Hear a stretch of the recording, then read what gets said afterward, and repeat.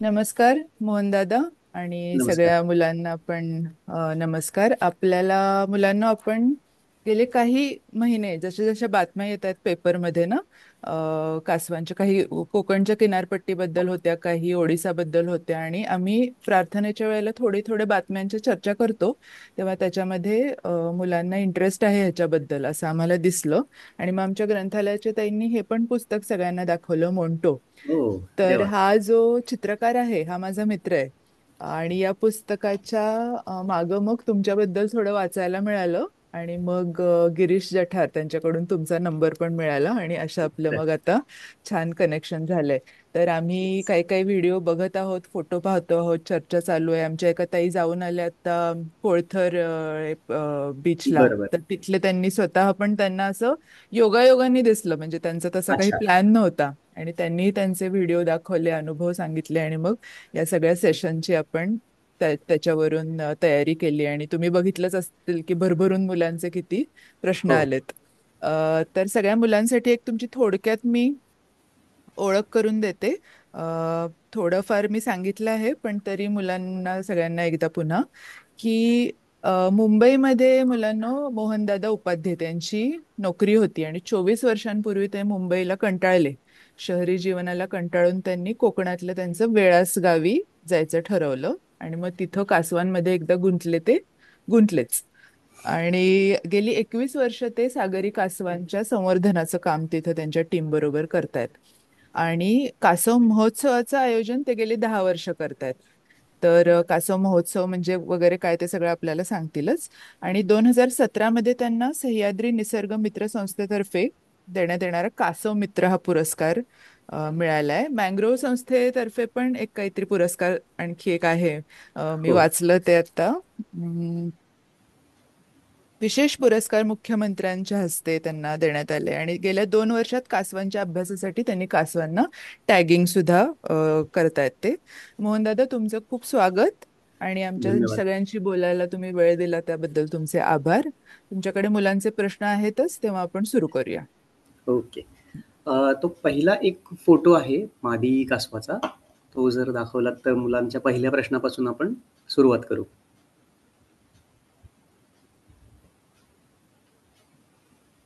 आता सगळ्या मुलांना हे कासव दिसत असेल, तर हे मादी कासव आहे, जे समुद्रातनं बाहेर अंडी घालण्यासाठी येतं. कोरड्या वाळूवरती ते अंडी घालतं. पण तुम्हाला त्याची पाठ दिसत असेल वरती. है ना? तर कासव या शब्दामध्ये पहिले जे 2 अक्षर आहेत, कास, त्याचा अर्थ पाठ असा असतो. आणि ज्याला पाठ असते अशा प्राण्याला कासव म्हटलं जातं आणि म्हणून ह्याचं नाव कासव असं पडलंय. तर कास या शब्दावरनं कासव असं नाव त्याचं आलेलं आहे. खरं पाठ म्हणजे कासव, कास असतं आणि म्हणून त्याला कासव असं म्हणतात.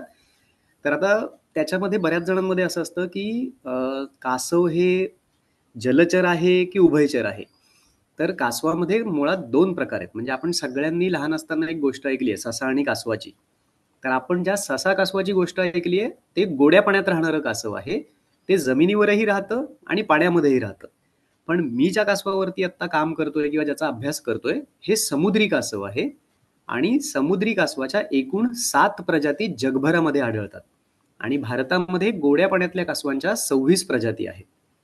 तर त्याच्यामुळे कासव गोड्या पाण्यातली असतील तर ती उभयचरही मानली जातात आणि समुद्रातली असतील तर ती संपूर्णपणे जलचर असतात. फक्त मादी कासव तिच्या पिल्लांना जन्म देण्यासाठी किंवा पुढच्या पिढीला जन्माला घालण्यासाठी म्हणून ती समुद्र किनाऱ्यांचा वापर करते, नाहीतर तिचं अख्खं आयुष्य ती पाण्यामध्ये घालवते.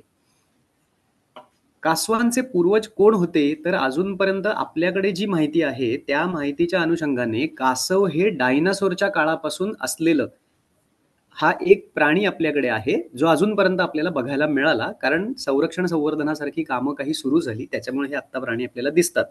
पण पुराणामध्ये जर उल्लेख केला, तर निसर्गाने प्रत्येक ठिकाणी प्राणी आणि पक्ष्याची निर्मिती केली आहे, त्याला काही ना काहीतरी काम देऊन.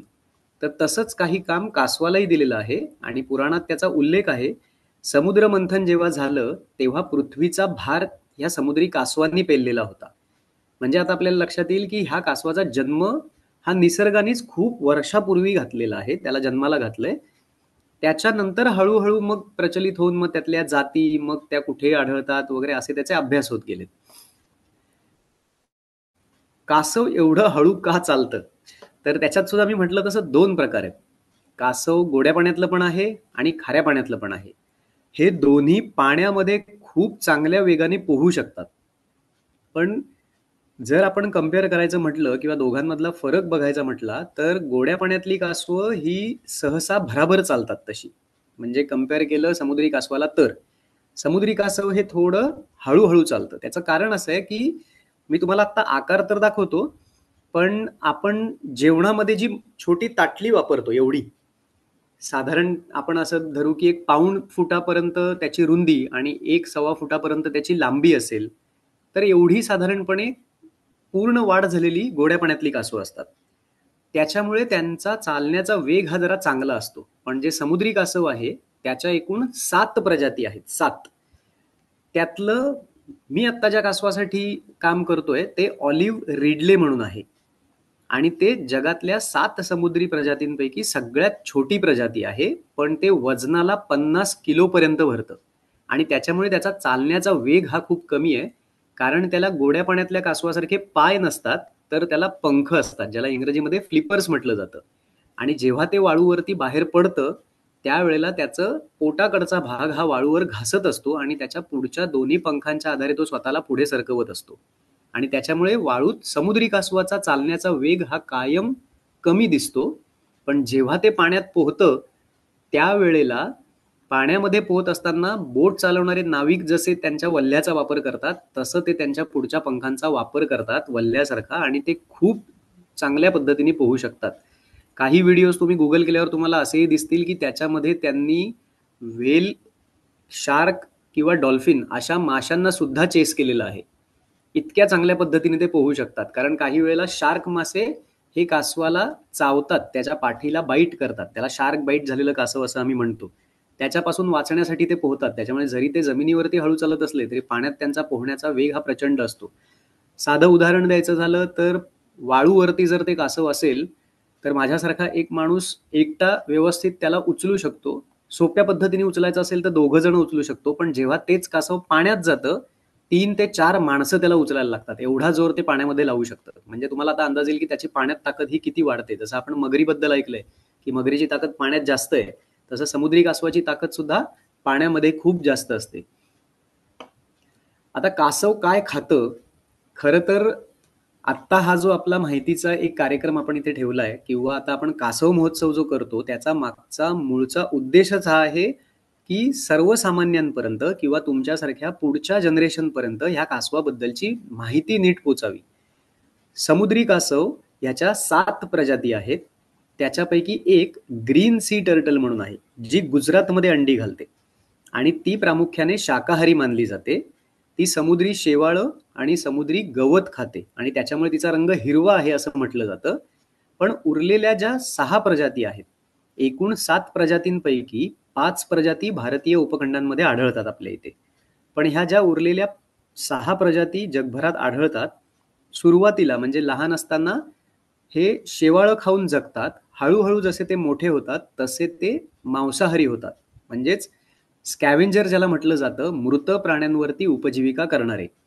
समुद्रात मेलेले मासे, समुद्रातले मेलेले जलचर जीव त्यांना खाऊन समुद्राचं पाणी स्वच्छ ठेवण्याचं काम ही समुद्रातली कासवं करतात.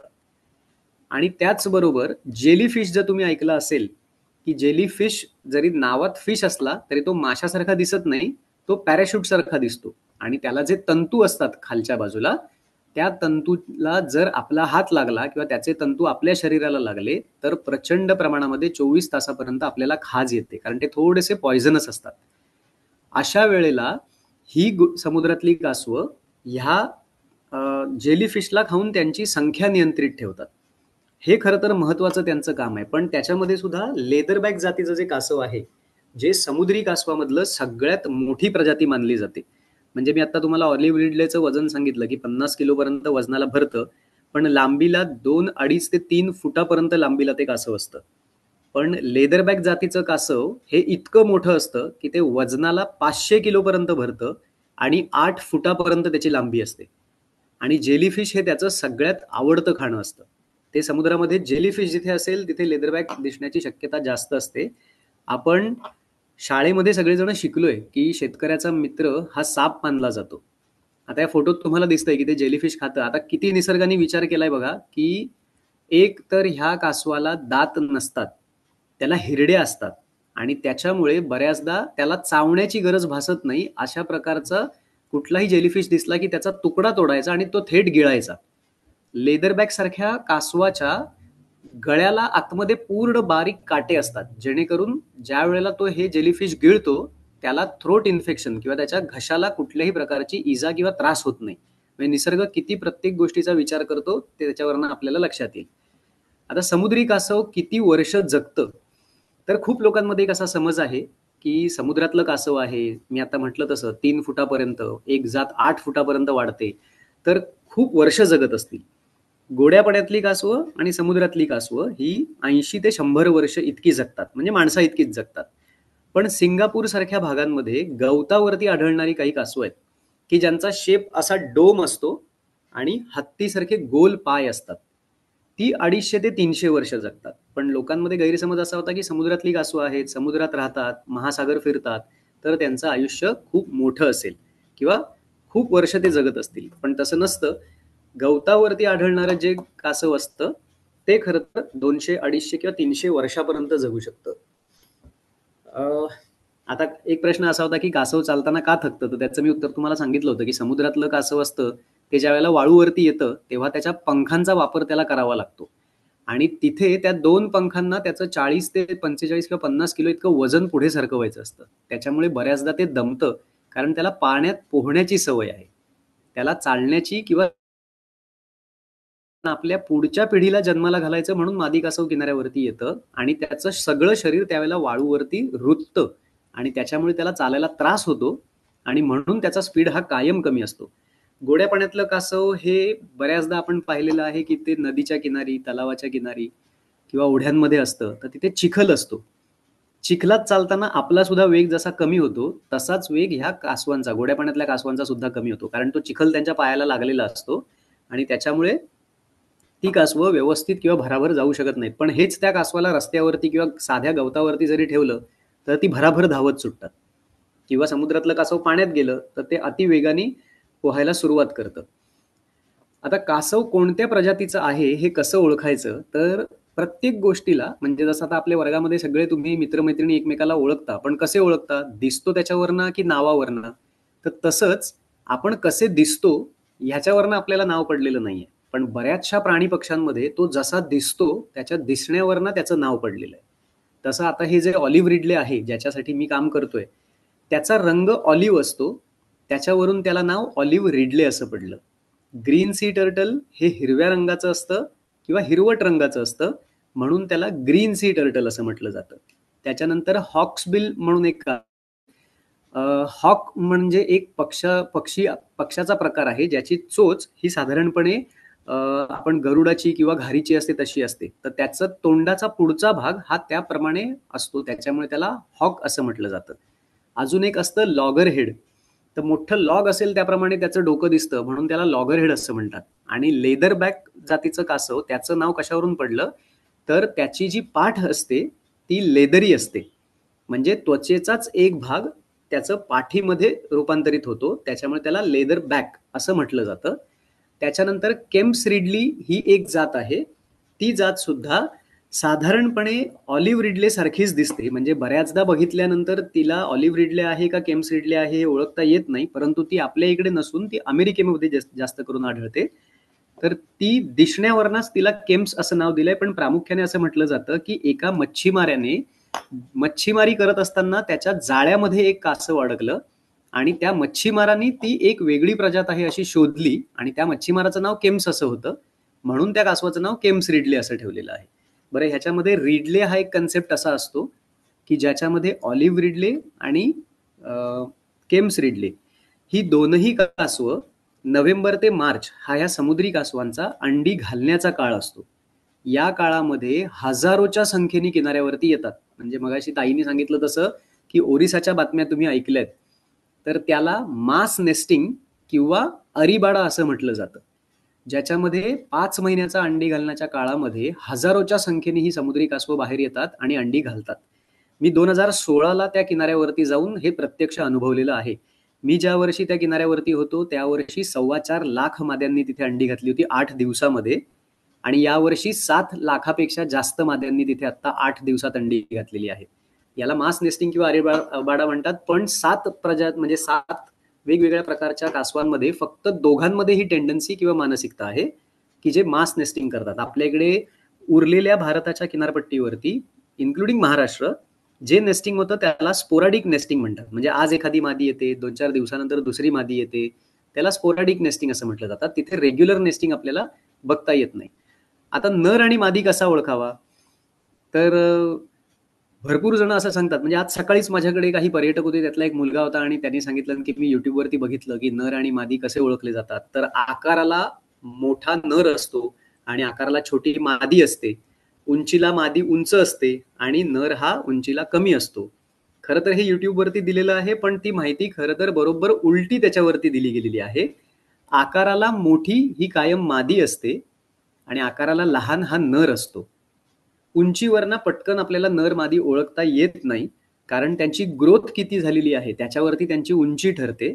त्यांची वाढ किती झाली आहे त्याच्यावरती त्यांची उंची ठरते. पण एक साधा आणि सोपा त्यांना आयडेंटिफाय करण्याचा किंवा ओळखण्याचा प्रकार आहे आणि तो म्हणजे समुद्री कासव असू देत किंवा गोड्या पाण्यातलं कासव असू देत, त्यांना शेपटी असते. ज्या कासवाची शेपटी लांब असते आणि कवचापासून बऱ्यापैकी बाहेर दिसते तो नर असतो आणि ज्याची शेपटी त्या कवचाच्या अगदी थोडीशी बाहेर किंवा दिसणार नाही अशी असते ती मादी असते. शेपटीवरनं नर आणि मादी खरं तर ओळखले जातात. हा, त्याच्यानंतर वेगळ्या प्रकारची कासवं मेटिंग करू शकतात का, तर हा आता मोठा संशोधनाचा विषय सध्या चर्चेत आहे, ज्याच्यामध्ये आपल्याला ऑलिव्ह रिडलेची काही पिल्लं अशी सापडली की ऑलिव्ह रिडलेचं पिल्लू जन्म आल्यानंतर राखाडी किंवा ऑलिव्ह कलरचं असतं, पण त्याची जी पाठ असते त्याच्या पाठीच्या किनाऱ्याला पांढऱ्या रंगाची रेष आपल्याला दिसते. आणि अशी रेष ग्रीन सी टर्टलची पिल्लं ज्यावेळेला जन्माला येतात तेव्हा ती हिरवट रंगाची किंवा पिवळसर पोपटी रंगाची वगैरे अशी असतात आणि त्यांच्या पाठीला अशी ती लाईन असते सगळ्या बाजूला. त्याच्यामुळे सध्या हा संशोधनाचा विषय सुरू आहे की यांच्यामध्ये क्रॉस मीटिंग होतंय का आणि त्याच्यामध्ये त्या पिल्लांना हायब्रिड हॅचलिंग्स असं नाव दिलं गेलेलं आहे. त्याच्यावरती आता अभ्यास सुरू आहे, पण शंका आहे शास्त्रज्ञांना की असं होतं का. परंतु ज्या नर आणि मादीचं मेटिंग होतं जे डीप सी मध्ये असतं, जेवढ्या माद्यांचं आणि नरांचं मेटिंग करताना पाण्याच्या वरती पोहत असताना त्यांना पाहिलं गेलंय, तर एकाच प्रजातीची कासवं तिथे मेटिंग करताना. त्यामुळेच खरं तर हे गूढ अजून आपल्याला उलगडलेलं नाही.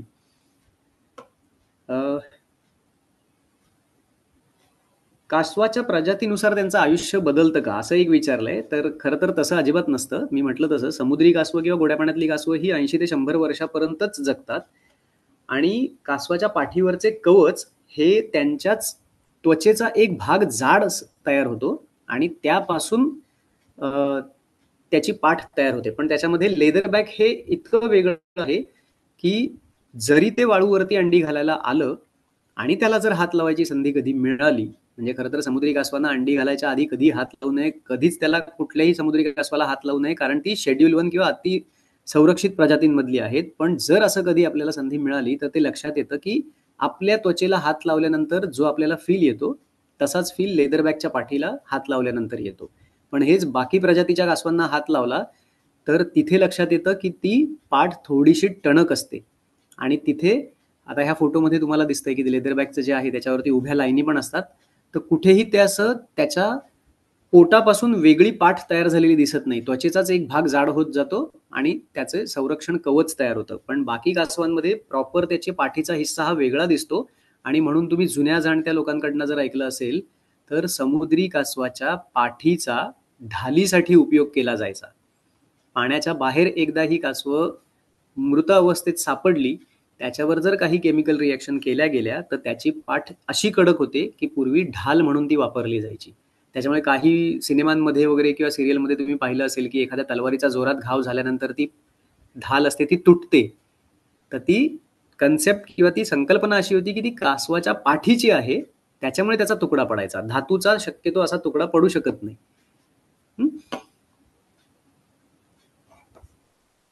हा खूप मस्त प्रश्न आहे की कासवाला हात लावल्यानंतर त्याची मान आत का जाते.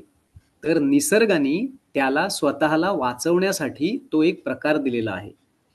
आता ह्याच्यात सुद्धा 2 प्रकार आहेत. गोड्या पाण्यातलं कासव जे आहे त्याला स्वतःची स्वसुरक्षा दिलेली आहे, ज्याला डिफेन्स मेकॅनिझम असं म्हणतो आपण, ज्याच्यामध्ये त्याच्या जवळ कुठलाही दुसरा प्राणी किंवा मनुष्य जरी आला तरी तो त्याचे हातपाय आणि डोकं त्याच्या कवचामध्ये घेतो.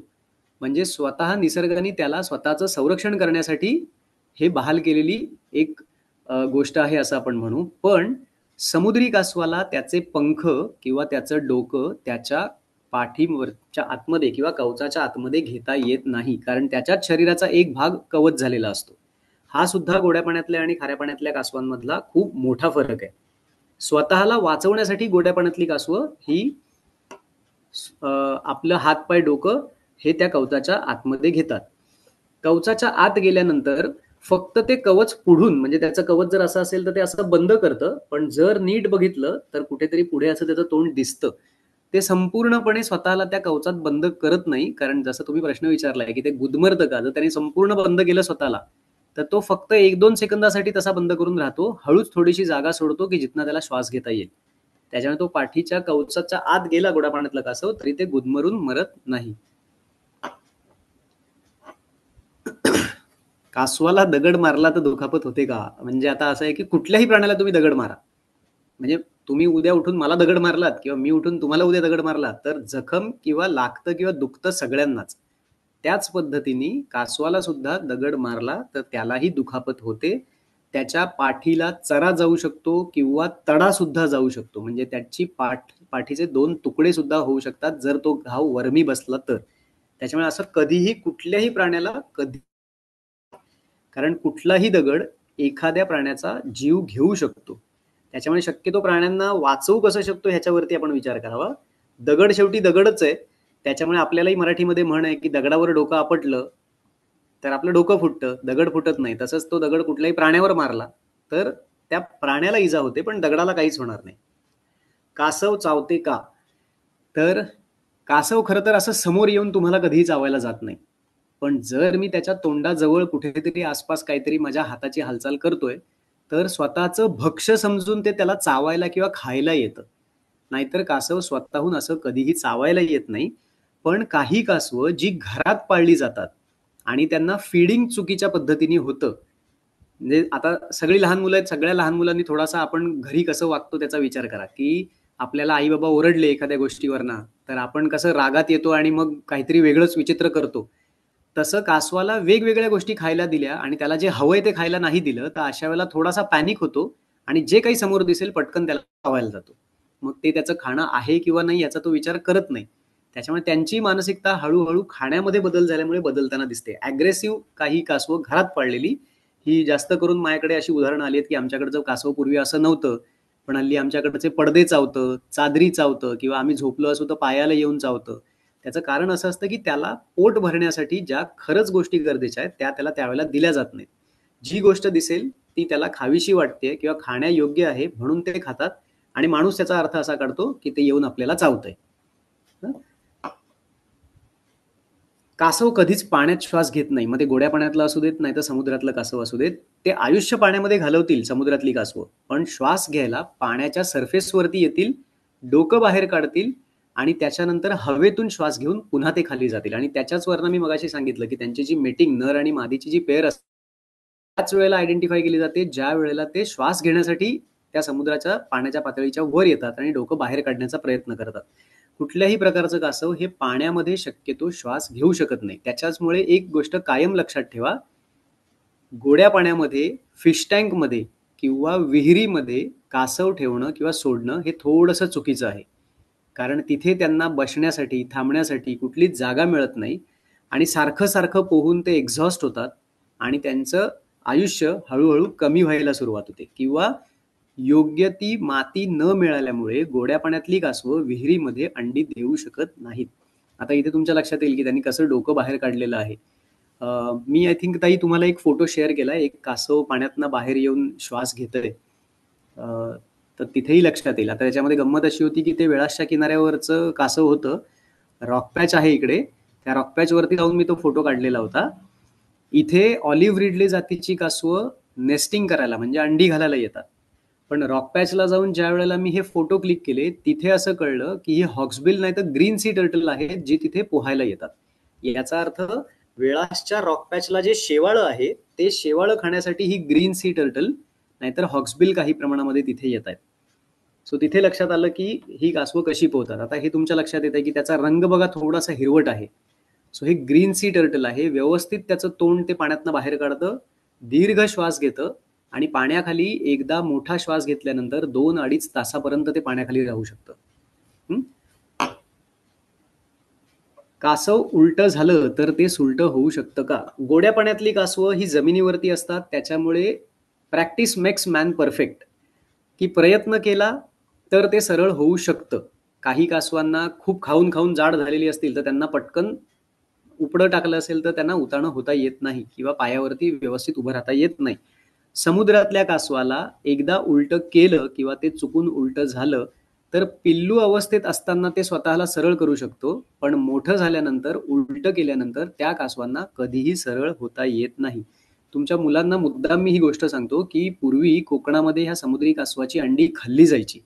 लोक अंडी चोरून खायचे आणि काही गावं आम्हाला अशी सापडली की अंडी घालून झाल्यानंतर त्या मादीला उलटं करायचे की जेणेकरून तिला परत सुलट होता येणार नाही आणि मग घरना जाऊन हत्यारे घेऊन यायचे आणि त्या मादीला कापून तिचं मटण विकलं जायचं. सो ती पळून जाऊ नये म्हणून स्थानिक लोकांना माहिती होतं की ही जाऊ शकत नाही, सरळ होऊ शकत नाही, मग तिला उलटं करून ठेवा. त्याच्यामुळे अशा प्रकारे समुद्री कासवाला कधीही परत सुलटं होता येत नाही, पण गोड्या पाण्यातलं कासव हे कुठल्या ना कुठल्या तरी आधाराला धरून हे सुलटं होतं किंवा त्याला व्यवस्थित सुलटं होता येतं. कासवाचा सर्वात मोठा शत्रू कोण? पूर्वीच्या काळात म्हणजे 2002च्या आधी म्हटलं तर माणूस होता, कारण त्याने अंडी खाल्ली, कासवं मारून खाल्ली. काही नैसर्गिक प्रेडिटर्स किंवा त्याचे भक्षक आहेत. मग त्याच्यामध्ये कोल्हे असतील, कुत्रे असतील, ह्या सगळ्या गोष्टी ह्या कासवाच्या अंड्यांपासून कासवाच्या पिल्लांपर्यंत सगळ्यांना खातात. ह्या छोट्याशा पिल्लाला हे असं उपडं पडलेलं असेल तर हवेत उडणारे पक्षी सुद्धा त्यांना खातात. त्याच्यामुळे त्याला खाणारे प्राणी बरेच आहेत आणि म्हणून एका वेळेला एक मादी एका खड्ड्यामध्ये 80 ते 150 पर्यंत अंडी घालते. कारण तिला हे माहिती असतं की त्यातली सगळीच अंडी उपतील आणि त्यातनं पिल्लं येतील असं नाही. पिल्लं जरी जन्माला आली तरी सगळीच पिल्लं पाण्यापर्यंत पोहोचतील असं नाही. पाण्यात जरी गेले तर मोठे मासे त्यांना खातात. त्याच्यामुळे जेव्हा आपण 1000 पिल्लं पाण्यात सोडू त्यातलं एक फक्त मोठं होतं. त्याच्यामुळे त्यांना आयुष्याला असलेले धोके हे खूप जास्त असतात. कासव पाळावे का असा प्रश्न जो खरं तर विचारलाय तो तुम्ही चुकीच्या माणसाला चुकीचा प्रश्न विचारला थोडासा, की माझ्यासारखा माणूस पहिल्याच फटक्यात सांगेल की कासव काय कुठलाच प्राणी कधीच पाळू नये. त्याचं काय कारण आहे माहितीये का, की आता समजा मी माहिती दिली, तुम्हाला सगळ्यांना आवडलं आणि तुमच्यापैकी 1-2 मुलांना असं वाटलं की चला आपण मोहनदादाकडे जाऊन त्याच्या घरी राहूया आणि त्याच्याबरोबर हे काम शिकूया. समजा तुम्ही इकडे आल्यानंतर मी माझ्या घरामध्ये तुम्हाला आतमध्ये ठेवलं आणि पुन्हा मागणं दोन्हीकडनं दरवाजाला कुलूप लावून टाकलं आणि मला जेव्हा वेळ असेल तेव्हाच मी येऊन तुम्हाला खायला प्यायला घालीन वगैरे असं जर सुरू केलं तर तुम्ही काय म्हणाल की अरे ह्यांनी तर आम्हाला जेलमध्ये टाकलंय. तसंच काहीसं घरात पाळलेल्या कासवाबद्दल होतं. आपण जेव्हा त्याला घरात पाळतो त्यावेळेला समुद्रातलं कासव तर वेगवेगळ्या महासागरांमध्ये फिरतं, म्हणजे त्याची जर्नी खूप मोठी आहे. पण गोड्या पाण्यातलं कासव सुद्धा एका नदीतून दुसऱ्या नदीत, एका तलावातून दुसऱ्या तलावात किंवा तिथनं धरणामध्ये असं प्रवास करतं आणि त्याच्यामुळे बऱ्याच वेळेला तुम्ही पाहिलं असेल की रस्त्यात सुद्धा आपल्याला कासवं चालताना सापडलेली आहेत. तो त्यांचा मायग्रेशन पिरियड असतो. एका भागातून दुसऱ्या भागात स्थलांतराचा काळ असतो. अशा वेळेला ह्या कासवांना जेव्हा आपण घरात ठेवतो तर जसं आपल्याला आता डॉक्टर सांगतात की तुम्ही सकाळी चालायला सुरुवात करा, तसं या कासवांना सुद्धा इतका व्यायाम असतो चालणं आणि फिरण्याचा, तो एक तर त्यांचा घरात होत नाही. दुसरं, नैसर्गिक अधिवासामध्ये त्यांना मातीत बसायचंय का, पाण्यात जायचंय का, गवतात जायचंय का, हे त्यांचं ते ठरवतात आणि त्यांचं ते जातात. घरात त्यांना पाळल्यानंतर त्याच्यावरती बंधनं येतात. तुम्ही जर काही वेळेला असं पाहिलं असेल किंवा काही फोटो सुद्धा सोशल मीडियावरती आहेत की ज्याच्यामध्ये एक कासव पाण्याच्या बाहेर येतं, हातपाय आणि डोकं बाहेर काढून निवांत बसलेलं असतं. त्याला बास्किंग असं म्हणतात. म्हणजे जसं आपल्याकडे लहान मुलाला कोवळ्या उन्हात ठेवलं जातं, तसं हे स्वतःच्या शरीराचं तापमान मेंटेन करण्यासाठी अशा प्रकारचं बास्किंग करतात. अशा प्रकारचं तापमान त्यांना घरामध्ये मिळत नाही, कारण हल्ली घरांमध्ये आपल्याकडे सगळीकडे लाद्या घातलेल्या आहेत. तर त्याच्यामुळे ते जमत नाही आणि मी मगाशी म्हटलं तसं की मी मला वाटेल त्यावेळेला खायला देणार आहे तुम्हाला. बरं काय खायला द्यायचं हे पण मी ठरवणार आहे. तुम्ही नाही सांगायचं की मला पिझ्झा पाहिजे, बर्गर पाहिजे, वडापाव पाहिजे का पुरणपोळी पाहिजे. मला जे वाटेल ते मी तुम्हाला खायला देणार. घरातल्या कासवाचं असंच काहीतरी होतं. त्याला घरात लोक गाजर, कणिक, कोथिंबीर, जे त्याचं मुळात खाणंच नाहीये. गोड्या पाण्यातल्या कासवाचं खाणं सुद्धा काय आहे? गोड्या पाण्यातलं शेवाळं, गोड्या पाण्यातलं गवत, गोड्या पाण्यात मेलेले मासे, हे त्याचं खाणं आहे. हे सोडून आपण सगळं खाणं त्याला पुरवतो. त्याच्यामुळे ती कासवं घरात पाळली तरी 10, 15, 20 इतकी वर्ष मोठी होतात. पण त्याच्यानंतर 25 वर्षाच्या पुढे माझ्या माहितीप्रमाणे आजपर्यंत गोड्या पाण्यातलं कुठलंही कासव यशस्वीरित्या जिवंत राहिलेलं नाही. कारण त्याची वाढ होते, पण त्याचा आतला पचनशक्तीचा जो भाग असतो, तर ती आतडी त्याची खूप मंदावतात आणि त्याच्यानंतर कुठलंही प्रकारचं अन्न ते पचवू शकत नाही आणि कालांतराने त्याचा मृत्यू होतो. त्याच्यामुळे शक्यतो कासवाला घरात पाळू नये. कासवाचा माणसाला काय उपयोग होतो? तर तुम्ही पहिलाच सांगितला की जेलीफिश सारख्या माशांना खाऊन त्यांची संख्या नियंत्रित ठेवण्याचं काम ते करतात. आणि तुमच्यापैकी जे कोणी मासेप्रेमी असतील, मासे खाणारे, त्यांच्यासाठी हे समुद्री कासव खूप महत्वाचं आहे. कारण समुद्री कासव हे समुद्राच्या तळाशी असलेलं गवत एका विशिष्ट मर्यादेपर्यंत खातात, ज्याच्यामुळे छोट्या माशांना त्या गवताच्या आतमध्ये जाऊन अंडी घालायला जागा निर्माण होते. आता जर हे गवत वाढतच गेलं तर छोट्या माशांना आतमध्ये जाऊन अंडी घालताच येणार नाहीयेत, कारण ते गवत खूप दाट असतं. मग अशामुळे ही समुद्री कासवं ते गवत खातात एका विशिष्ट मर्यादेपर्यंत आणि आपल्याला ताटामध्ये जे मासे येतात हे ह्या समुद्री कासवांमुळेच येतात. किंवा समुद्री जीव जे आहेत, जे जलचर जीव आहेत किंवा मासे आहेत, त्यांच्यामध्ये ऑइलचा कंटेंट खूप जास्त असतो. जर असे समुद्री जीव खोल समुद्रामध्ये मेले आणि ते फुटले, कालांतराने त्यांच्या शरीरामध्ये गॅस होतो आणि ते जर फुटले तर त्यांच्या शरीरातला असलेला तेलाचा तवंग हा पाण्यावरती पसरतो. आता तुम्ही विचार करा की तेलाचा तवंग जर पाण्यावरती पसरला तर आपण शाळेत शिकलोय की बाष्पीभवन होत नाही, कारण पाणी आणि सूर्याचं ऊन ह्याच्यामध्ये ते तेल येऊन थांबेल. अशा वेळेला त्या भागातल्या पाण्याचं बाष्पीभवन होत नाही, पर्यायाने आपल्याला पाऊस कमी मिळेल. त्याच्यामुळे ह्या समुद्री कासवांची तिथे संख्या किंवा उपस्थिती असणं ही खूप गरजेचं असतं. आणि हा खरं तर आपल्याला माणसाला त्या कासवाचा असलेला उपयोग आहे. कासवाला विकण्याची किंवा खरेदी करण्याची कुठल्याही प्रकारची परवानगी नसते, पण आत्ता गेल्या काही वर्षांमध्ये काही वेगवेगळ्या प्रकारची कासवं ही देश परदेशातनं आपल्या भारतामध्ये आणली जातात. त्याला लीगल प्रोसेस असते, त्याची कागदपत्र केली जातात आणि त्याच्यानंतर ती आणून इथे विकली जातात. पण त्यानंतर मात्र त्यांची तस्करी सुरू होते. म्हणजे एखादा ब्रीडर असतो जो नर मादी विकत घेऊन त्यातनं पिल्ल जन्माला आली की ती विकायला सुरुवात करतो. पैसा कमवण्याच्या उद्देशाने बरीच लोक हे उद्योग करतात, परंतु कासव विकत घेणं हे कायद्याने गुन्हा आहे. दुसरी महत्वाची गोष्ट, आता सध्याचा एक ट्रेंड आम्ही पाहतोय की वाढदिवसाला जर काही प्रेझेंट द्यायचं असेल तर हल्ली कासवाचं पिल्लू प्रेझेंट म्हणून दिलं जातं, जे खरं तर चुकीचं आहे. की असा कुठल्याही जिवंत जीवाला एखाद्याला भेट म्हणून देणं आणि तो समोरचा माणूस कशा प्रकारे त्याचं संगोपन करणार ह्याची आपल्याला काही कल्पना नसते. अशा वेळेला आपण त्याला चांगल्यासाठी गोष्ट द्यायला जातो, पण तिथे आपण एखाद्या जिवंत प्राण्याचा जीव घेतो, हे कायम लक्षात ठेवायचं. आता तुमचे पुढचे प्रश्न होते ते अंड्यांच्या बाबतीतले होते की मादी कासव ही अंडी जी घालते ते मेटिंग झाल्यापासून साधारण 1.5-2 महिन्यामध्ये तिच्या शरीरामध्ये अंडी तयार होतात. आणि जो अंडी घालायचा 5 महिन्याचा काळ आहे, त्या 5 महिन्याच्या काळामध्ये ती 2 किंवा 3 वेळेला अंडी घालायला येते. पण जे पिल्लू आपण पाण्यात सोडतो ते अंडी द्यायला सक्षम होईपर्यंत, म्हणजे मादी त्याची पूर्ण वाढ होईपर्यंत 15 ते 20 वर्षाचा काळ जातो. म्हणजे पिल्लू जन्माला आलं, आपण पाण्यात सोडलं की 15-20 वर्षानंतर ते मॅच्युअर होतं आणि त्यानंतर ते अंडी घालू शकतं. नोव्हेंबर ते मार्च हा त्यांचा अंडी घालायचा काळ असतो आणि त्यांच्या आयुष्याच्या 15 ते 20व्या वर्षी ते अंडी घालतात आणि तिथून पुढे 25 वर्षापर्यंत ती मादी कासव तिच्या आयुष्यात अंडी घालू शकते. मादी कासव खूप अंडी कशासाठी देते? तर निसर्गाचा एक नियम आहे, जीवो जीवस्य जीवनम. एखादा प्राणी दुसऱ्या प्राण्यावरती अवलंबून असतो, दुसरा प्राणी तिसऱ्या प्राण्यावरती अवलंबून असतो. त्याच पद्धतीने ज्या प्राण्यांमध्ये पालकत्व नसतं त्यांना अंडी किंवा पिल्लांची संख्या जास्त असते. त्याच्यापैकी एक समुद्री कासव आहे. समुद्री कासवामध्ये पालकत्व नाही. एकदा अंडी घालून झाली की त्या अंड्यांचं काय होतं, त्यातनं पिल्ल जन्माला येतात का, ती सुखरूप पाण्यापर्यंत जातात का, हे बघायला मादी कासव परत कधीही येत नाही. ही पिल्ल आई आणि त्यांचे बाबा आयुष्यात कधीही एकमेकाला भेटत नाहीत. पण ह्या समुद्री कासवाला अशा पद्धतीने भरपूर अंडी दिल्यामुळे जे प्रेडिटर असतात त्यांनी ती अंडी खाल्ल्यानंतर सुद्धा काही प्रमाणात अंडी शिल्लक राहतात आणि त्यातनं काही पिल्ल जन्माला येऊन ती पाण्यापर्यंत जातात. म्हणून त्यांची अंडी देण्याची क्षमता ही खूप जास्त मानली जाते. मादीनी मी म्हटलं तसं एकदा अंडी घालायला सुरुवात केली की 20 ते 25 वर्ष ती अंडी घालू शकते.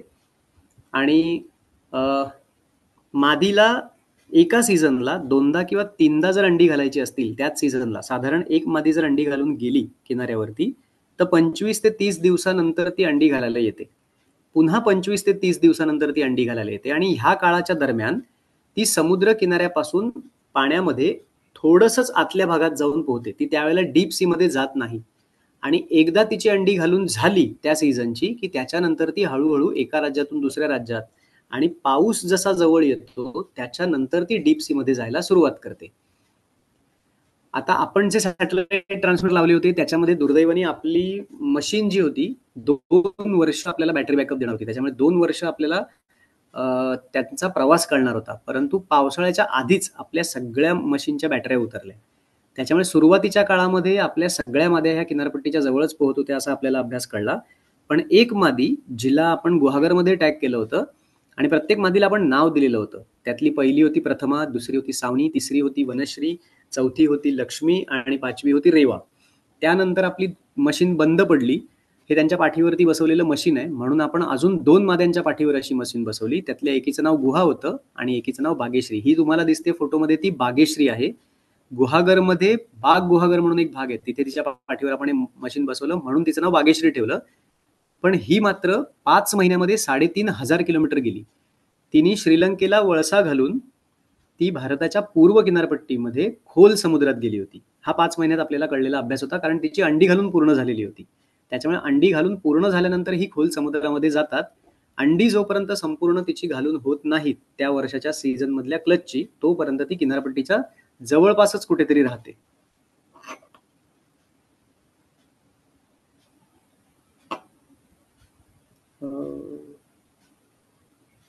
मादी समुद्रातलं कासव असू देत नाही तर गोड्या पाण्यातलं कासव, एकदा अंडी घातली की त्या अंड्यांकडे ते बघायला कधीही येत नाहीत. म्हणजे त्या अंड्यांचं काय होतंय, कोणी खातंय, नेतंय, पिल्ल जन्माला येतात का, हे बघायला ती कधीच येत नाही. त्याच्यामुळे ती कायमच त्या अंड्यांपासून दूरच असते. म्हणजे अंडी असतात वाळूमध्ये आणि कासव असतं समुद्रामध्ये, किंवा गोड्या पाण्यातलं कासव असतं पाण्यामध्ये किंवा फिरतीवरती जातं. ते कधीच त्या भागामध्ये परत येत नाही.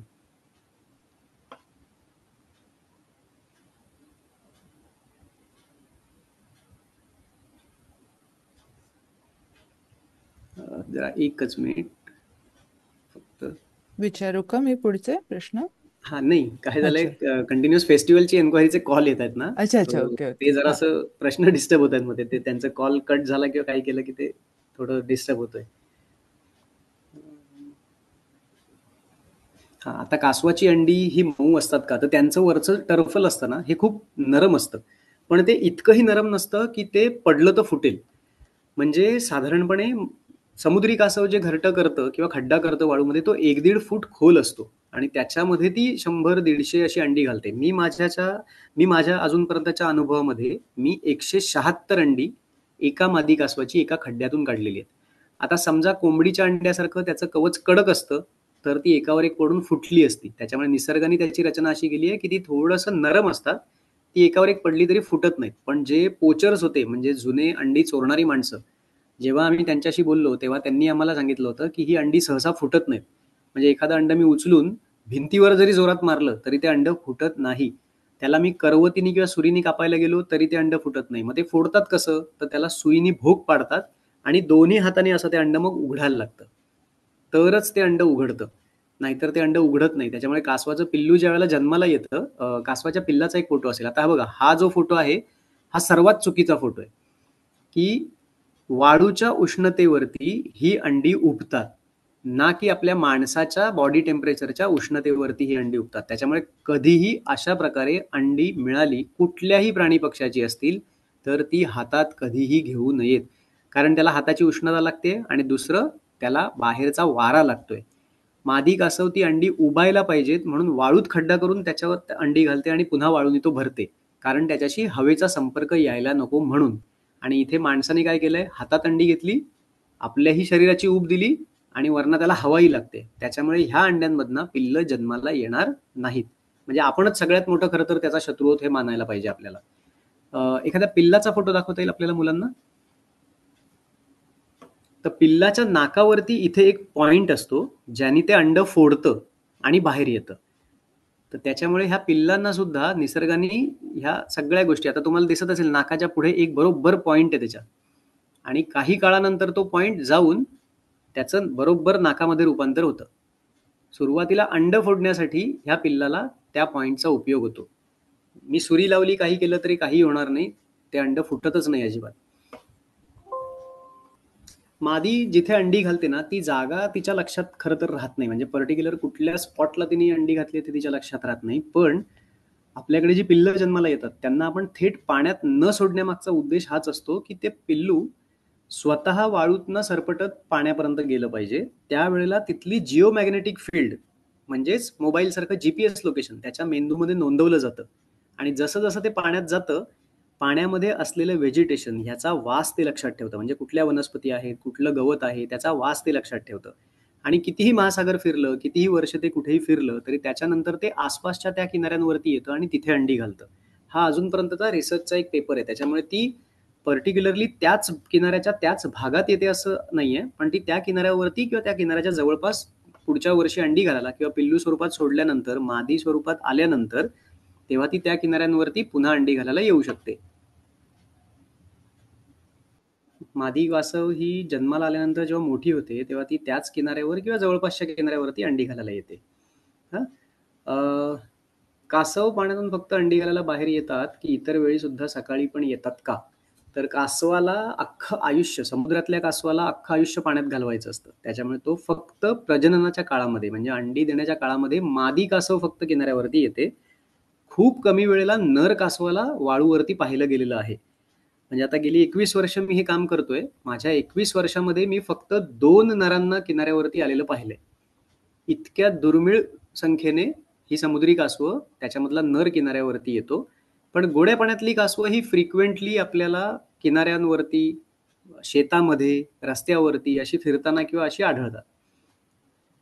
विहिरीतले कासव अंडी कसं घालतं, तर खरं तर विहिरीत कासवाला सोडणं हे संपूर्णपणे चुकीचं आहे. समुद्रातलं कासव असेल किंवा गोड्या पाण्यातलं कासव असेल, त्यांना अंडी घालण्यासाठी माती लागते, कोरडी माती. विहिरीमध्ये अशी कोरडी माती त्यांना मिळत नाही, त्याच्यामुळे ते पाण्यामध्येच ती अंडी सोडतात. आणि जे तापमान त्याच्या उबवणीला गरजेचं असतं ते त्यांना मिळत नाही, त्याच्यामुळे त्यांची उबवण कधी होत नाही आणि त्यांची पुढची पिढी तिथे कधीच वाढत नाही. आता पिल्लांबद्दलची माहिती आहे की कासवाची पिल्लं अंड्यातून किती दिवसांनी बाहेर येतात. तर साधारणपणे अंडी मादीनी घातल्यापासून 45 ते 55 दिवस लागतात उबवणीसाठी, आणि त्याच्यानंतर ती पिल्लं जन्माला येतात. पण जर थंडी जास्त असेल तर 60 दिवसानंतर त्यातनं पिल्लं जन्माला येतात, असे आपल्याकडे आहेत. त्याचबरोबर अंडी खड्ड्यात टाकली की कासव वरून माती टाकते, मग पिल्ले बाहेर कशी येतात? तर आपल्याला जसं एखाद्या ठिकाणी, म्हणजे आता समजा तुम्हाला मागे ओढलं तर तुम्ही पुढे जाण्याचा आटोकाट प्रयत्न करता, तसं पिल्लू एकदा जन्माला आलं, अंड्यामधून बाहेर आलं की ते लगेच वाळूतनं वर येतं असं नाहीये. तर त्याला वाळूतनं वर यायला 3 ते 4 दिवस जातात. बाकीच्या अंड्यांना बाजूला करणं आणि मग हळूहळू वरणाची कोरडी वाळू असते ती खाली पडायला सुरुवात होते, म्हणजे त्या अंड्यांवरती येते. आणि तिथे त्या पिल्लाच्या लक्षात येतं की वाळूचे पार्टिकल्स किंवा बारीक जे दाणे असतील त्याच्यातनं जी हवा पास होते, जसं जसं ते वर सरकतं त्याला ती हवा जास्त प्रमाणात मिळायला लागते आणि त्याला कळतं की मला सरळ वरच्या दिशेला जायचंय. असं करून ती पिल्लं सरळ वरच्या दिशेला बाहेर पडतात. पण ना ती त्या खड्ड्यामध्ये गुदमरतात, ना त्यांना कुठलाही श्वास घ्यायला त्रास होतो, किंवा असंही नाहीये की वरना वाळू खाली येते तर ती त्यांच्या नाकात जाऊन ती अडकते. निसर्ग प्रत्येक गोष्टीची खूप व्यवस्थित काळजी घेतो. आपण माणसाने थोडंसं विचार करायला हवाय की निसर्गाचा समतोल आता आपण कसा राखायचा ते. पिल्लं बाहेर आल्यानंतर, जन्माला पिल्लं आली की त्याच्यानंतर आयुष्यभरात ती कधीही एकमेकांना भेटत नाहीत. म्हणजे असंच समोरून पास झालं एखादं पोहता पोहता कासव होतं, त्याला कळतही नाही की ही माझी मावशी आहे का, हा माझा काका आहे का, हा माझा मामा आहे. ते असेच पोहत जातात, पण ते आयुष्यात एकमेकांना कधीच भेटत नाही. इव्हन एकत्र जन्माला आलेली पिल्लं एकत्र पाण्याजवळ ठेवली आणि ती पाण्यात गेली तर आयुष्यामध्ये ती पिल्लं सुद्धा एकमेकांना परत कधी भेटलेली कुठे रेकॉर्ड किंवा असं कुठे लिखाणात नाहीये. पिल्लांना समुद्रात जायचं कळतं कसं? तर हा एक साधा सोप्पा प्रश्न आहे मुलांसाठीच. शाळा सुटल्यानंतर तुम्हाला कुठे जायचं असतं? घरी. तुम्हाला कसं कळतं की शाळा सुटली आता घरीच जायचं असतं? तुम्हाला जसं तुमचं घर माहिती आहे, तसं ह्या पिल्लाला जन्मल्यानंतर त्याचं घर माहिती आहे, आणि ते 2 गोष्टींवरून त्यांना कळतं. एक तर क्षितिज, त्याचं ज्ञान त्यांना उपजत असतं, ज्याच्यामुळे ते जातात. आणि दुसरं पाण्याच्या जवळ त्यांना ठेवल्यानंतर पाण्याच्या लाटा ज्या वेळेला किनाऱ्यावरती आपटतात, त्याची जी कंपनं किंवा व्हायब्रेशन्स निर्माण होतात, त्याच्यावर त्यांना कळतं की आपल्याला कुठच्या दिशेला जायचं आहे आणि बरोबर त्या दिशेला ते जायला सुरुवात होतात. पण काही वेळेला लाईट किंवा उजेडाकडे ती पिल्लं आकर्षित होतात. त्याच्यामुळे जर असं कोणाचा मोबाईलचा फ्लॅश चालू आहे, कोणी कॅमेराचा फ्लॅश टाकला किंवा फ्लॅश मारून फोटो काढायचा प्रयत्न केला, तर अशा वेळेला त्या लाईटच्या दिशेलाही पिल्लं आकर्षित होतात आणि परत पाण्याकडे पाठ करून सरळ त्या लाईटच्या दिशेला जातात. मग त्यावेळेला आम्ही त्यांना सांगतो लोकांना, की अशा प्रकारचं कुठलंही वर्तन करू नका. पण काही वेळानंतर त्या पिल्लांना कळतं, की व्हायब्रेशन लाटांची मागच्या बाजूने आहेत. ती पिल्लं स्वतःहून फिरतात आणि परत पाण्याच्या दिशेला निघून जातात. आता कासवाची पिल्लं स्वतःचं संरक्षण करतात का? दुर्दैवाने त्यांना स्वतःचं संरक्षण अजिबात करता येत नाही. फक्त पोहून कुठना तरी एखादी जागा निवडायची की जिथे लपता येईल अशी जागा निवडणं एवढंच त्यांना सुरुवातीच्या काळामध्ये करता येतं. परंतु ह्या व्यतिरिक्त ती स्वतःला कधीही वाचवू शकत नाहीत. आता थोडंसं माझ्याबद्दल तुम्हाला सांगायचंय, की मी कासव मित्र कधी आणि कसा बनलो? तर खरं तर ताईंनी जसं सांगितलं, की माझं जन्मशिक्षण मुंबईचं आहे आणि मी मुंबईच्या गर्दीला कंटाळलो आणि मी मुंबई सोडली आणि इथे राहायला आलो. पण मला लहानपणापासून प्राणी, पक्षी खूप आवडतात. म्हणजे आता जसं तुम्ही माझ्याकडनं कासवांची माहिती ऐकताय, तसं मी आमच्या पट्ट्यातल्या तालुक्याचा वनमित्र आहे. त्याच्यामुळे मी आमच्या पट्ट्यातले साप, बिबटे, मगरी सगळं काही वनविभागाबरोबर रेस्क्यूला जातो आणि मी हे सगळं रेस्क्यू करून सोडतो किंवा त्या प्राण्यांवरती उपचार करून त्यांनाही मी सोडतो.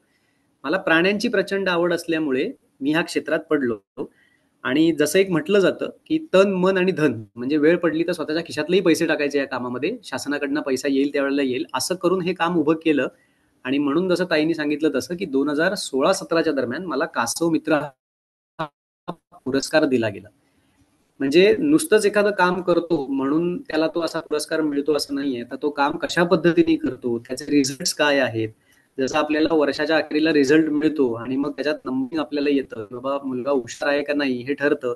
तसं थोडंसं आमच्यामध्ये ह्या गोष्टीच्या कामांवरती कुठेतरी लक्ष ठेवलं जातं आणि त्या अनुषंगाने मग चांगलं काम व्हावं. आता जसं मला पुरस्कार मिळाला, माझं बघून अजूनही दुसरे जण काम करतील चांगलं आणि त्यांनाही तो पुरस्कार मिळेल. मग काम ऑटोमॅटिकली चांगलं होईल. अशा पुरस्कार देण्यात आला. पण त्याच्यात मग मला पुरस्कार मिळाला. मला कासमित्र वाटण्यापेक्षा मी कासमित्र होऊ शकतो ही कल्पनाही माझ्या डोक्यात नव्हती. आणि जेव्हा पुरस्कार मला मिळाला तेव्हा मला कळलं की कासमित्र असा पुरस्कार असतो आणि तो आपल्याला मिळू शकतो. माझ्या कामाचा उद्देश एकच होता, एक मुक्त जनावर की जे बोलता येत नाही, स्वतःची व्यथा सांगता येत नाही, पण पूर्वीच्या काळामध्ये माणसाने अंडी खाऊन चोरून त्याची संख्या मिटून टाकली आहे आणि आज मी जर त्याला काही मदत करू शकतोय तर मी त्याचा जीव वाचवतोय ह्या उद्देशाने फक्त हे काम केलं. आता कासव मित्राचं काम काय असतं तर आम्ही नोव्हेंबर ते मार्च ह्या काळामध्ये किनाऱ्यावरती गस्त घालतो रात्रीच्या वेळेला. म्हणजे रात्रीपासून पहाटेपर्यंत आम्ही किनाऱ्यावरती असतो. एखादी मादी कासव आली की दुसऱ्या प्राण्यांपासून तिला वाचवायचं, तिला अंडी घालायला द्यायची. कारण अशा वेळेला आमच्यासाठी मोठा चॅलेंज असा असतो की आपणही त्या कासवाच्या जवळ जाऊ शकत नाही. कारण आपण त्या कासवाच्या जवळ गेलो तर तिला व्हायब्रेशन्स कळली, चालताना आपली स्पंदनं कळली, तर अशा वेळेला ती आपल्या समोर अंडी न घालता तिथनं निघून जाऊ शकते. त्याच्यामुळे ठराविक अंतर लांब थांबून तिच्या प्रेडिटर्सला हाकलायचं. तिचे प्रेडिटर ती अंडी घालायला लागली की बेशुद्ध अवस्थेत जाते. अशा वेळेला तिला ट्रान्समध्ये गेल्यानंतर दुसरे प्राणी त्यांना मारू शकतात. तर मग ते त्यांनी करू नये म्हणून मग त्यावेळेला तिच्याजवळ बसायचं. मग तिची अंडी घालून झाली की ती अंडी जर भरती रेषेच्या जवळ असतील तर ती कोरड्या वाळूमध्ये तसाच खड्डा करून नेऊन ठेवायची. त्याला संरक्षित जाळी बांधायची. जन्माला आलेली पिल्लं पाण्याच्या जवळ नेऊन ठेवायची. हे सगळं काम आणि उरलेल्या वर्षभरामध्ये एखादं मेलेलं कासव आलं तर त्याला खड्डा करून पुरायचं. मग ते कोणत्या जातीचं होतं याच्या नोंदी करायच्या. हे सगळं काम किनाऱ्यावरती काम करणाऱ्या एका कासव मित्राचं असतं आणि त्या नोंदी करून त्याचबरोबर किती माद्यांनी आपल्याकडे अंडी घातली आहेत, किती संख्येने अंडी घातली, त्यातनं किती पिल्लं जन्माला आली, ह्या सगळ्या नोंदी ठेवण्याचं काम सुद्धा कासव मित्राचं असतं. मी ऑलिव्ह रिडले जातीच्या कासवावरती काम करतो आणि त्याच्याचमुळे ऑलिव्ह रिडले हे माझं सगळ्यात आवडतं कासव असं म्हणायला हरकत नाही. मला समुद्रातली 7ही प्रजातीची कासवं आवडतात. मी भारतीय उपखंडांमध्ये 5 प्रजातीची कासवं आढळतात. पैकी 4 कासवं पाहिली आहेत. फक्त एक लेदरबॅक जे सगळ्यात मोठं कासव आहे ते माझं बघायचं फक्त राहिलेलं आहे. त्याच्यामुळे समुद्री कासवांमधली सगळ्या कासवांवरती प्रेम आहे, पण आवडतं कासव आहे ते म्हणजे ऑलिव्ह रिडले. त्याच्यातला गमतीचा भाग किंवा कदाचित तुम्हाला हे ऐकल्यानंतर खोटंही वाटेल की समुद्रातून एखादं कासव, मादी कासव किनाऱ्यावरती अंडी घालायला येण्यापूर्वी मला थोडंसं सेन्सेशन मिळतं की आत्ता कासव बाहेर येईल अंडी घालायला आणि त्या वेळेला मी प्रेडिक्ट करतो की आता थोड्या वेळाने कासव येईल आणि ते कासव येतं, म्हणून कदाचित तो कासव मित्र हा पुरस्कार मला दिला गेलेला असेल. आणि त्याच अनुषंगाने आम्ही एकूण 7 माद्यांच्या पाठीवरती सॅटेलाईट ट्रान्समीटर बसवले आणि त्या ज्या तारखा किंवा त्या ज्या वेळा दिलेल्या होत्या, बरोबर त्याच तारखांना आणि त्याच वेळांना त्या माद्या आल्या. म्हणून मगाशी ताईंनी जसं सांगितलं तसं, की मुख्यमंत्र्यांच्या हस्ते मला तो विशेष उल्लेख हा पुरस्कार देण्यात आला. कारण समुद्रात राहिलेलं कासव बाहेर कधी पडेल याचा अंदाज बांधणं खूप कठीण असतं, पण तो अंदाज कासव मित्रच बांधू शकतो. म्हणूनच कदाचित तो आधी पुरस्कार कासव मित्रचा दिला आणि मग मला ते प्रूव्ह करायचं होतं की मी खरंच कासव मित्र आहे. ते प्रूव्ह करून दाखवल्यानंतर तो दुसरा पुरस्कार मला मिळाला. माझ्या घरी कासव बघायचे असतील तर तुम्हाला दाखवू शकतो. माझ्या घरी 270 कासव आहेत, पण सगळी मॉडेल्स आहेत आणि ते माझं कलेक्शन आहे. मला आवडतं म्हणून कासव इथे कुठे दिसेल, मी माझ्या घरातल्याने सांगितलंय की मला काही खाऊ वगैरे आणायचं नाही, कुठे बाहेर गेला फिरायला तर येताना मला कासवाचं एखादं मॉडेल असेल तर ते घेऊन या. आणि माझं कलेक्शन मी माझ्या घरामध्ये तयार केलेलं आहे. माझ्या घरात मी एकही कासव पाळलेलं नाही, कारण मी दुसऱ्यांना सांगतो की कासव पाळायचं नाही आणि मी स्वतः ते पाळणं हे योग्य नाही. पण माझं घर खूप जुनं आहे, 126 वर्ष जुनं घर आहे आणि जुने देव आहेत घरात. त्याच्यामध्ये पण एक कासव आहे. म्हणजे मला एक प्रश्न हा अपेक्षित होता की आपल्याकडे देवळामध्ये कासवं का ठेवलेली असतात? देवळात कासवाची प्रतिकृती असते, तर ती कशासाठी असते? तर देवळामध्ये तुम्ही पाहाल तर ते जे कासव असतं ते गोड्या पाण्यातल्या कासवाची प्रतिकृती ठेवलेली असते. गोड्या पाण्यातलं कासव मी मगाशी सांगितलं तसं त्याचे हात पाय डोकं आपल्या कवचाच्या आतमध्ये घेतं. म्हणजे आपली पंचेंद्रिय आहेत, तर ती जसं आपण मंदिरात जाताना न्यूट्रल माइंडनी जायला पाहिजे, की मी कोणीतरी आहे, मी कोणीतरी मोठा आहे किंवा माझ्यातला अहंकार आहे आणि मी देवाच्या दर्शनाला जातोय, असं न करता त्या कासवाप्रमाणे आपल्यातले सगळे वाईट गुण आतमध्ये ओढून घ्यायचे आणि चांगल्या मनाने देवाच्या दर्शनाला जायचं. ह्या उद्देशाने गाभाऱ्यात जाण्यापूर्वी गोड्या पाण्यातल्या कासवाची एक प्रतिकृती तिथे लावलेली असते. ठीक आहे. महोत्सव म्हणजे काय? कासव महोत्सव म्हणजे जसं स्थानिक लोकांना पूर्वी ह्या समुद्री कासवाबद्दल काहीच माहिती नव्हतं. लोक अंडी चोरून खात होते किंवा ती अंडी विकायचे किंवा मादी कासवाला मारून खायचे. मग कासव महोत्सवामध्ये अशी कासवाची पिल्लं ही लोकांना दाखवली जातात, पण एका सुरक्षित अंतरावरनं. बॅरिकेड्स लावले जातात आणि त्याच्या आतमध्ये ती पिल्लं ठेवली जातात. ठराविक अंतरावरनं पर्यटकांनी ती पिल्लं बघायची असतात आणि त्याच्यानंतर संध्याकाळी एक डॉक्युमेंटरी आणि माहितीचं पूर्ण सेशन आपण इथे करतो, ज्याला खरं तर कासव महोत्सव असं म्हटलं जातं. खरं तर त्याला कासव जन्मोत्सव किंवा जन्म सोहळा म्हटलं तरी हरकत नाही. ही एक हॅचरी आहे, हे एक एन्क्लोजर म्हटलं जातं, ज्याच्या आतमध्ये तुम्ही नीट पाहिलं तर पांढरे छोटे छोटे बोर्ड लावलेले आहेत. तिथे ती घरटी संरक्षित केलेली असतात आणि त्याच्या जन्माचा सोहळा जसं आपण आपले वाढदिवस सेलिब्रेट करतो, तसं ह्याचा वाढदिवस सेलिब्रेट करण्यासाठी आपण लोकांना बोलवतो आणि मग लोकांनी पर्यटक म्हणून काय करायला पाहिजे आणि काय करायला नको ह्या सगळ्या गोष्टी लोकांना सांगतो. आणि म्हणून आजकालच्या जमान्यामध्ये काहीतरी चांगलं आहे हे बघण्यासाठी लोक येतात, म्हणून मग त्याला एक नाव चांगलं द्यावं लागतं. म्हणून कासव महोत्सव असं नाव दिलं गेलं, की ज्या वेळेला लोक तिथे येतात आणि त्यांना मग आपण काही वेळेला तर आपण असंही करतो की चांगल्या लोकांचा प्रतिसाद असेल तर आपण समुद्र किनाऱ्याचा 50-100 मीटरचा किनारा स्वच्छता अभियान राबवतो, ज्याच्यामुळे आपले समुद्र किनारे स्वच्छ होतात. आणि मग किनाऱ्यावरती गेल्यानंतर सँडबाईक चालवाव्यात का, घोडागाडीत बसावं का, कारण अशा गोष्टींमुळे सुद्धा त्या किनाऱ्यावरची वाळू खूप घट्ट होते आणि त्या मादीला तिथे खड्डा करता येत नाही. मग ह्या गोष्टी महोत्सवादरम्यान लोकांशी बोलल्या जातात, त्यांना सांगितलं जातं. लोकांना एकत्रित करण्याचं साधन आणि त्यांना मार्गदर्शन, योग्य ते मार्गदर्शन करण्यासाठी म्हणून हा कासव महोत्सव खरा आपण आयोजित करतो. कासवाच्या हॅचरीचा फोटो आता तुम्हाला ताईंनी दाखवला होता, की संरक्षित जाळी चारही बाजूला लावली जाते. पण मगाशी बोलताना आपण एक विषय बोललो, तो ओरिसा राज्याचा, जिथे 7 लाखापेक्षा जास्त माद्यांनी आता अंडी घातलेली आहेत. अशा ठिकाणी आपण हॅचरी करू शकत नाही, त्याच्यामुळे तिथे अख्ख्या किनाऱ्याला पूर्ण फेन्सिंग केलेलं असतं. त्याच्यामुळे त्या किनाऱ्यावरती माणूस जाऊ शकत नाही. फक्त आणि फक्त वनविभागाचे अधिकारी, कर्मचारी आणि कासव यांनाच त्या किनाऱ्यावरती जायची परवानगी असते. बाकी कोणालाही त्या किनाऱ्यावर जाता येत नाही. म्हणजे आता आधी एक ताईनी फोटो दाखवला होता, तिथे महाराष्ट्राच्या एका किनारपट्टीवरती एक मादी कासव आपल्याला दिसलं आणि आता हा जो व्हिडिओ ताई प्ले करेल तो तुम्ही बघाल की तिथे किती संख्येने कासव येतात आणि कशाला मास नेस्टिंग म्हटलं जातं किंवा अरिबाडा कशाला म्हणतात. मुलांना दिसत असतील कासवांची संख्या, अख्खा किनारा कासवांनी भरलेला असतो आणि तिथे व्यवस्थित चालण्यासाठी जागाही नसते. म्हणजे आपल्याकडे किनारपट्टीवरती एखाद्या कासवाला एखाद्या माणसाचा किंवा कुठल्या प्राण्याचा अंदाज आला तर अंडी न घालता ती मादी जाते. आणि ह्या किनाऱ्यावरती असं आहे, माणूस असू देत नाही तर नसू देत. म्हणजे आम्ही ज्या वेळेला गेलो होतो त्यावेळेला आम्हाला सांगितलं होतं, जर बसलात वाळूवरती आणि एखादी कासव आली तर तुम्ही झोपायचं, तुमच्या अंगावरनं ती कासव निघून जाईल, पण ती अंडी घालूनच जाईल. त्याच्यामुळे तिकडच्या कासवांना काही फरक पडत नाही की माणूस असू देत नाही तर नसू देत, तो किनारा म्हणजे त्यांचं घर त्यांनी मानलेलं आहे. आणि मग त्याच्यामुळे ती मादी तिथे बिनधास्त येते आणि बिनधास्त अंडी घालून जाते. असेच काहीसे किनारे आपल्याला आपल्या भागामध्ये करायचे, पण त्याच्यासाठी आधी आपल्या लोकांमध्ये त्याबद्दलची माहिती असणं, त्यावेळेला काय करावं, काय करू नये, काय योग्य काय अयोग्य हे माहिती असावं, म्हणून हा कासव महोत्सव आपण करतो. कासवाच्या हॅचरीचा फोटो ताईने दाखवला. हॅचरी करताना त्यांना आपण काय खायला देतो, ऍक्च्युली आपण जी हॅचरी करतो ना त्याच्यामध्ये फक्त आपण अंडी सुरक्षित ठेवतो. आपण कुठल्याही प्रकारच्या पिल्लांना तिथे ठेवत नाही. त्याच्यामुळे आपण अंडी ठेवल्यानंतर त्यांचा उबवणीचा काळ पूर्ण झाला की जन्माला आलेल्या पिल्लाला ताबडतोब पाण्यामध्ये किंवा पाण्याच्या जवळ, पाण्यामध्ये नाही, पाण्याच्या जवळ ठेवलं जातं. त्याच्यामुळे त्यांना कुठल्याही प्रकारचं खाणं ह्या काळामध्ये आपल्याला द्यावं लागत नाही. परदेशामध्ये काही ठिकाणी अशा छोट्या पिल्लांना ठेवून मोठं केलं जातं आणि त्यानंतर सोडलं जातं, पण त्यांच्याकडे त्याबद्दल असलेली जनजागृती, प्रचंड प्रमाणात असलेले फंड आणि दुसरी महत्वाची गोष्ट, सुरुवातीच्या काळात पिल्लांना लागणारं शेवाळं त्यांच्याकडे उपलब्ध असतं, म्हणून हे ते करू शकतात. ते आपल्याकडे नसतं, त्यामुळे आपण ते करू शकत नाही. आता कासवानी अंडी कुठे घातलीत हे आम्हाला कसं कळतं?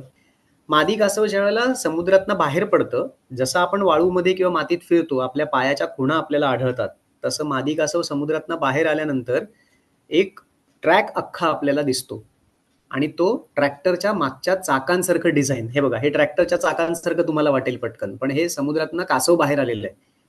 ती अशी सरपटत सरपटत कोरड्या वाळूपर्यंत जाते आणि एक ठिकाणी अंडी घालते खड्डा करून, वाळूनी परत तो खड्डा भरते आणि तो खड्डा भरल्यानंतर दुसऱ्या मार्गाने परत निघून जाते. त्याच्यामुळे तिचा पाण्यातनं यायचा एक मार्ग आणि पाण्यात जायचा दुसरा मार्ग. मध्ये कुठेतरी ती वाळू डिस्टर्ब झालेली असते आणि गोल उडवलेली असते. तिथे आमचं काम असतं तिथे शोधायचं एका काठीच्या सहाय्याने, की वाळूमध्ये ती काठी आम्ही रुतवून बघतो. जिथे मादीनी खड्डा केला असेल तिथे आमची काठी पटकन जाते, पण याच्यासाठी जी काठी असते तिला कधीही टोक नसावं की जेणेकरून ते अंड फुटेल. त्याच्यामुळे ती टोक नसलेली काठी वापरली जाते आणि जिथे पटकन खाली काठी जाते तिथे ते घरटं आपल्याला सापडतं. अशा पद्धतीने आपण त्या कासवाची घरटी शोधतो. आता हे तुम्ही बघताय की ते पिल्लू चाललंय, पण त्याच्या पाऊलखुणा, घरी जायच्या पाऊलखुणा ते आपल्याला सोडून जातं. कासवाने अंडी अंड्यातून बाहेर आल्यानंतर किती दिवसांनी पिल्ले पाण्यात सोडतात? पिल्लं, आपण म्हटलं तसं की आपल्याकडे अजून तरी आपण कुठल्याही प्रकारची साधनं आपल्याकडे नसल्या कारणाने कुठल्याही पिल्लाला आपण आपल्याकडे ठेवत नाही. वाळूतून संपूर्ण पिल्लू वर आलं की त्याला लगेच पाण्याच्या जवळ नेऊन ठेवलं जातं. समजा एखादं पिल्लू आलंय बाहेर, त्यांनी डोकंच काढलंय, 2 पुढचे पंख बाहेर काढलेत, तर त्याला आपण ओढून काढलं आणि लगेच घमेल्यात घेतलं आणि नेऊन पाण्याजवळ ठेवलं, असं कधीही करत नाही. त्या पिल्लाला संपूर्ण वाळूतनं वर यायला देतो. कारण अंड्यातनं बाहेर पडणं, बाकीच्या अंड्यांना बाजूला करणं आणि त्यानंतर बाहेर येऊन पाण्यापर्यंत जाणं, ह्याच्यामध्ये त्याच्या पंखांना बळ येतं. त्याच्यामुळे कधी असं आपण त्यांना उचलून थेट कुठेतरी सोडलंय किंवा आपण त्यांना आपल्याकडे ठेवलंय असं करत नाही. तर हे पिल्लू जे वाळूतनं वर येतं ना, तर ते साधारणपणे जन्माला आल्यापासून, म्हणजे अंड्यातनं बाहेर आल्यापासून किमान 8 दिवस जगेल इतका योग म्हणजे बलक त्याच्या पोटामध्ये असतो. 3 ते 4 दिवस त्याला वाळूतनं वरती यायला लागतात आणि पुढचे 3-4 दिवस ते पाण्यात खोल समुद्रात पोहोच जातं आणि तिथे पहिल्यांदा त्याला जेव्हा शेवाळ्याचं बेट वगैरे सापडतं त्याच्यावरती ते राहतं, लपतं बाकीच्या प्राण्यांपासून, पक्ष्यांपासून, आणि ते शेवाळं हे पहिलं त्याचं अन्न असतं. तिथून पुढचा त्याचा प्रवास सुरू होतो खरं तर. सो मुलांकडनं जेवढे आलेले प्रश्न होते, मला वाटतं बऱ्यापैकी सगळे कव्हर झालेत आता. हो, एक होता की एवढ्या सगळ्या माद्या एकत्र का येतात? हा, तर कसं आहे, त्यांच्यामध्ये एक प्रकारचं कम्युनिकेशन असतं असं म्हटलं जातं, की आपल्याकडे कसं असतं की बाजारात जायचं असेल तर एकमेकींना, मैत्रिणींना हाक मारली जाते किंवा मित्र कुठे बाहेर जायचं असेल मूवीला तर एकमेकींना, तर तसं त्यांचं असतं की चला मेटिंगचा काळ त्यांचा झाला की त्यावेळेला मेटिंगही जनरली त्या सीझनमध्येच त्या काळात होतं आणि त्याच्यानंतर अंडी घालण्याची जी त्यांची वेळ असते, साधारण 1 दीड पावणे 2 महिन्यानंतर ती मादी अंडी घालायला रेडी असते. सो तो काळ सगळा एकत्र येतो आणि त्याच्यानंतर गंमत म्हणून शास्त्रज्ञ असं म्हणतात की मग त्या सगळ्या जणी एकत्र ठरवतात आणि मग बाहेर येतात आउटिंगसाठी आणि म्हणून त्या एकत्र बाहेर आल्यात असं म्हटलं जातं. पण त्याच्या मागचं खरं तर शास्त्रीय कारण अजूनही थोडंसं कोडं आहे. फक्त एक म्हटलं जातं की मेटिंग खूप मोठ्या प्रमाणावरती डीप सी मध्ये होतं. आता ह्याच्यात सुद्धा एक मोठा रिसर्चचा अभ्यास असा आहे की पाण्याच्या बाहेर नर कासव शक्यतो दिसत नाही. पण ज्यावेळेला मेटिंग असतं त्यावेळेला 1:4 हा रेशिओ असतो. म्हणजे एक मादी आणि 4 नर असतात. मग जर माद्या संख्येने एवढ्या आहेत तर नरांची संख्या समुद्रात किती असेल? पण मग ते दिसत का नाहीत? अशी मोठी शंका आणि अशी मोठी भीती ही बऱ्याच शास्त्रज्ञांमध्ये अजूनपर्यंत आहे. की मग हे नर खरंच जातात कुठे? करतात काय? त्याच्यामुळे आत्ता जसं आपण 7 माद्यांच्या पाठीवरती सॅटेलाईट ट्रान्समीटर बसवलेत, तसं भविष्यामध्ये नर कासवाच्या पाठीवरती सॅटेलाईट ट्रान्समीटर बसवायचा आपला मानस आहे. अर्थात हे सगळं mangrove foundation, mangrove cell, forest department आणि wild life institute of India केंद्र सरकारची देहरादूनची संस्था आहे. ह्यांच्या जॉईंट कोलॅबोरेशनमध्ये होतं आणि त्यांच्यासाठी मी स्वतः मॅनग्रोव्ह फाउंडेशनमध्ये आता असिस्टंट रिसर्चर म्हणून काम करतोय. त्यांच्यासाठी फील्डवर ह्या सगळ्या गोष्टी उभ्या करून देणं, तयार करणं ही जबाबदारी माझ्याकडे असते. हा एक तुम्ही फोटो पाठवला होता. येस. आता मुलांसाठी स्पेशली हा फोटो दिसतोय का मुलांना नीट? माझा हात आहे आणि माझ्या पंजा एवढं लांबीचं एक अंड आहे काकडीसारखं. आपल्याला ही अशी फार क्वचित अंडी मिळतात. अगदी छोटं एखादं बोर असेल किंवा द्राक्ष असेल असंही एखादं अंड असतं आणि एखादं अंड असं असतं. ह्याच्यातनं कधीही पिल्लं जन्माला येत नाहीत. पण हा थोडासा मादीच्या शरीरातला असलेला प्रॉब्लेम असतो ज्याच्यामुळे त्यांना अशा प्रकारची अंडी तयार होतात शरीरात आणि त्या अंडी देतात. पण ह्याच्यातनं जीव कधी धरत नाही आणि पिल्लू कधी जन्माला येत नाही. हा एक फोटो तुम्ही पाठवला होता.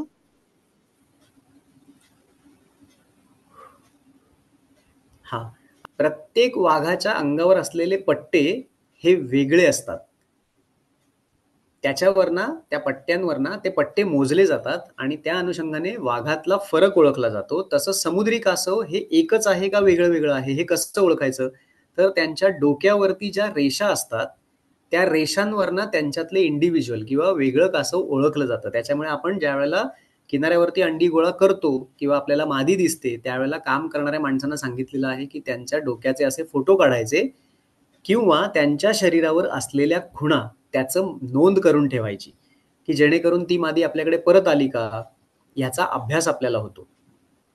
मग आता त्याच्यामध्ये जसं मी सांगितलं की सॅटेलाइट ट्रान्समीटर आपण बसवतोय त्याच पद्धतीचं आत्ता मेटल टॅगिंग आपण करतोय. मी एक टॅग तुम्हाला दाखवतो.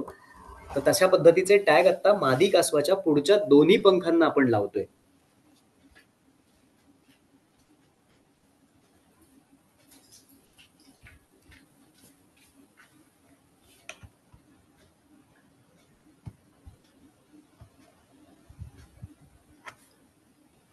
हा टॅग दिसतोय मुलांना?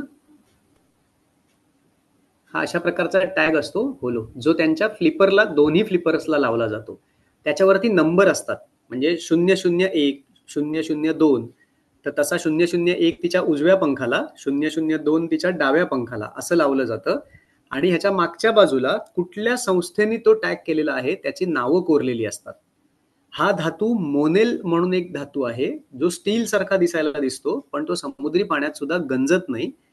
स्टॅपलर ची पिन आपण कशी लावतो तशा पद्धतीने हा त्यांच्या पंखांना लावला जातो आणि डोक्यावरच्या रेषांनी जसं आपल्याला एक वेगळं कासव ओळखता येतं तसं हे टॅग लावलेलं जर कासव असेल तर त्याच्यावरनंही ओळखता येतं आणि त्याच्यातलं भारतातलं पहिलं उदाहरण आपल्याकडे यावर्षी आपल्याला मिळालं की मगाचपासून मी तुम्हाला सांगितलं की एक कासव जन्मल्यानंतर मोठं झाल्यावर त्या किनाऱ्यावर येतं किंवा एक मादी ज्या किनाऱ्याला अंडी घालते तिथल्या जवळपासच्या किनाऱ्यावर अंडी घालते. नीट आहे का हा विषय? हा भारतासाठी खूप मोठा फाइंडिंग आता आपल्याकडे झालाय ज्याच्यामध्ये 18 मार्च 2021 ला भारताच्या पूर्व किनारपट्टीला एका मादी कासवानी अंडी घालत असताना तिला असा मेटल टॅग लावला होता. ZSI झुओलॉजिकल सर्व्हे ऑफ इंडिया या संस्थेने लावला आणि त्यांचं कासव 4 वर्षानंतर रत्नागिरी जिल्ह्यातल्या गुहागरच्या किनाऱ्याला अंडी घालायला आलं आणि ते आपल्याला तिथे सापडलं. त्याच्यामुळे हा एक खूप मोठा विषय चर्चेत आला की बऱ्याच शास्त्रज्ञांच्या म्हणण्याप्रमाणे समुद्री कासवं जिथे जन्माला येतात तिथेच अंडी घालतात किंवा मोठी कासव जिथे अंडी घालते त्याच सीझनला, त्या काळामध्ये ती दुसऱ्या जवळपासच्या किंवा त्या किनाऱ्यावर अंडी घालायला येते. ह्या मादी कासवांनी सगळ्यांसाठी पुन्हा एकदा रिसर्च नीट व्हावा ह्याच्यासाठी सगळ्यांचे डोळे परत उघडून दिलेले आहेत, की त्याच्यामध्ये 4 वर्षानंतर पूर्व किनारपट्टीवरनं पश्चिम किनारपट्टीवरती येऊन ती अंडी घालते. आणि हा भारतातला पहिला फाइंडिंग आपल्या हाताला लागलेला आहे. तर त्याच्यामुळे जे काम आता गेली 22 वर्ष आपण करतोय त्याच्यामध्ये संशोधनात्मक काम करता करता किनाऱ्यावर काम करणाऱ्या आपल्या मुलांनी कशा पद्धतीने काम करावं आणि काय काय शोध लावावे हे सगळं त्यांना सांगितलं जातं आणि एक सगळी टीम चांगल्या पद्धतीने हे काम करते आणि त्याचा चेहरा म्हणून मी आता सगळ्यांचा तुमच्या समोर आता मी हे सगळं बोलतोय. धन्यवाद मोहन दादा.